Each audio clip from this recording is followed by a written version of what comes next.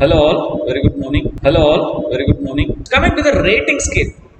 So everyone know what is a rating scale. So it is a term that is used to express your opinion or judgment regarding some point of performance of a person or an objective or a situation or a characteristic here.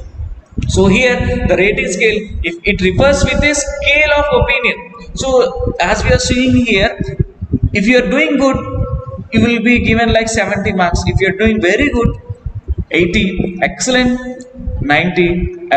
If you are doing like beyond the excellence, they will give you 100 marks here. So if you're doing bad, 0, very bad, 0, bad, 10, above average, average, good, very good, happy. In such a way you can go for the rating scale. So here rating scale is referring the amount of performance you have done. Based on the amount of performance you have done, they are giving the rating scale here. For example, they are giving the rating scale here. For example, if any person in the class, if they have done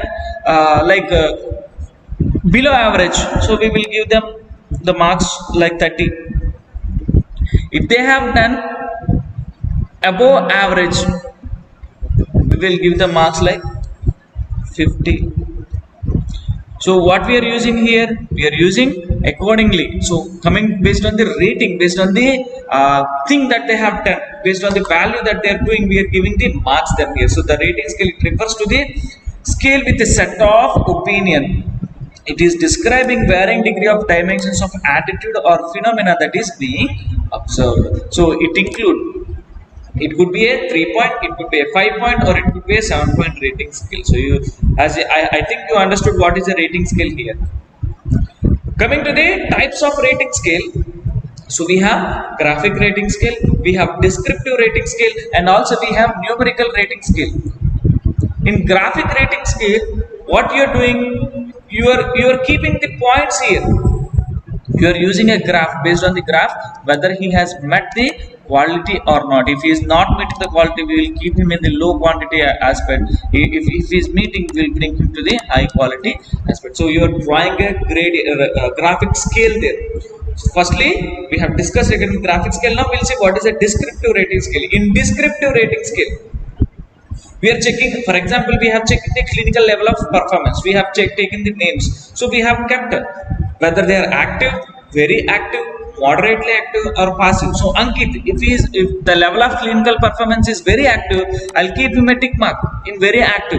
If Rajesh is moderately active, I'll keep moderately. If Preeti is like passively active, we'll keep passively active. And again, coming to the Shubha, if he is active, I'll keep an active. So in such a way, I'm describing the level of performance here. This is a descriptive skill. Coming to the numerical scale, for example, you have pain. So based on the facial value, so pain scale, what we are doing, the level of pain we are seeing 0.5 or 7 or 8 or even the 10. So worst possible pain to no pain. If the person is not experiencing any pain, you will keep the numerical value 0. If the person is experiencing moderate, you will keep like 4. Severe, you will keep like 8. Very severe, you will keep like 10. So this is the rating scale. We have graphic rating scale, descriptive rating scale, and numerical rating scale. Hope you are understanding. Coming to the common content of appraisal and rating scale. So what is the common content? We are checking the quantity of the work. We are checking based on the reliability and accuracy, volume of work, initiative and cooperative. Coming to the quality of work, again here you are judging and you are judging the abilities and dependability. So we are checking the neatness and willingness. Another example for this rating scale, for this appraisal rating scale. So for example, if you are going to work, just forget this hurt and little bit hurt. Just if you are going to work, they will ask you in the whenever you are going to work, your attendance will be there in a Darwin box. So in Darwin box, they will display your skill with emojis. How is your day? Very great, happy, little bit happy, sad, very sad. So based on this, you will keep I'm great, I'm very happy, or the day was very great. In such a way, you will keep the rating scale. You will show it on the emojis. So you can see it in the image. The person is smiling very well. A little bit he is smiling. He is not smiling. Just he is trying to show, and he is showing his facial expression. Here he is showing his expression in a very deep manner, and here he is just crying. So this is the rating scale here. So quality appraisal rating scale: very happy, little bit happy, even little happy, very sad, sad, and deeply disturbed. So like this you can go here. Coming to the advantages and disadvantages of this rating scale. So here rating scale are easy to administer. They are very less time consuming. Just you keep now, whenever you are keeping an Amazon order or your Zomato order or something from any from the online shopping, rating scale they will give 2 star, 1 star, 2 star, 3 star, 4 star, and 5 star. Even when you attend a customer call, they will give you. So if you are satisfied, give 5 star. If you are not satisfied, give 0 stars. So like that they will say. So based on that you have to rate this. So immediately you are evaluating the person whether he is good or not good. So you mostly will keep 3 or 4, and not you will not give 5, and sometimes you might give 1 star also. So like that you can go for this rating scale. So it is very less time consuming. Just you will simply click and you will come out, and it can be easily used for a large group, as we all know. And they are also used for quantitative methods, and they are also used to evaluate performance skills and product outcomes. So these are all some of the advantages of rating scale. Coming to the disadvantages of rating scale here. In disadvantages, so it is difficult or dangerous to fix up rating about many aspects of an individual. You cannot fix rating based on a simple aspect. So you cannot keep. So this is one of the disadvantage, and there are more chances of misuse.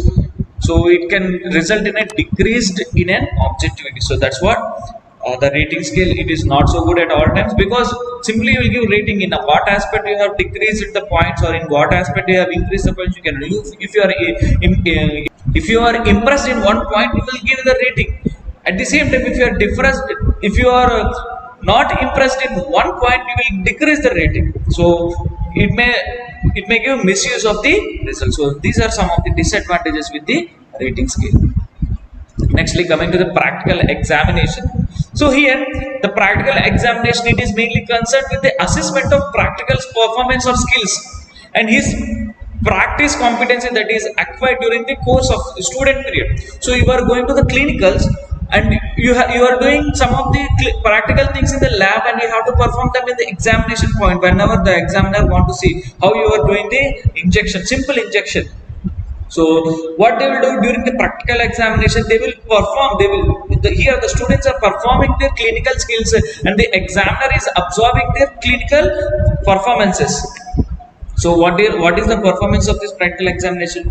To assess the practical skills, to assess the development in affect domain, to assess the student problem solving skills, to assess the recording and reporting skills, and to assess multiple performance tasks such as assessment, planning, implementation, and communication. So how he is assessing the patient, how he is planning the care, how he is implementing, and how he is doing the communication with the patient. So these are all some of the important things in the practical examination.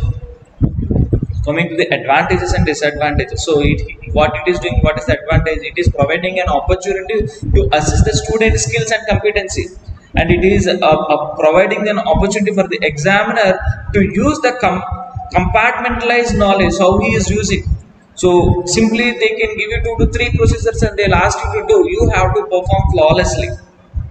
Nextly, here the examiner, he is also getting an opportunity to assess the communication as well as interpersonal skills, how he is using his skills to display himself, to talk with the patient, to convince the patient. So everything will come under this practical examination. So these are all some of the advantages. Nextly, coming to the disadvantages, it is not considered as an objective method of assessment. First thing, it is a time consuming process. If, for example, if I ask you to do 3 procedures, bed making, bed bath, and nail care, you have to do these 3 things at a time.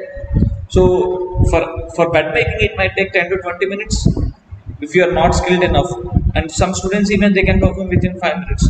And for bed bath, it might take, you need to arrange the things, so it might take some time. And for nail care, you can do it in like 10 to 5 minutes. So based on the skill that you are processing. So what it will take, it will be taking like 1 hour to 2 hour time to assess the student.